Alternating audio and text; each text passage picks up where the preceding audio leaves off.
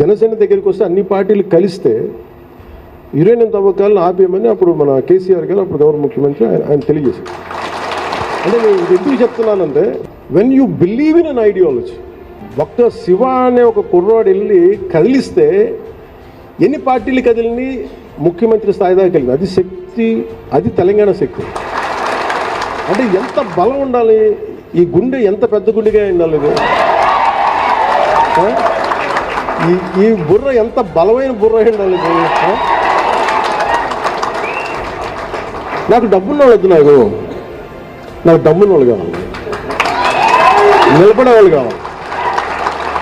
వీళ్ళు కదా లేకపోతే మీరందరూ ఉన్నారు కదా, మీరు ఇలా ఆలోచించండి.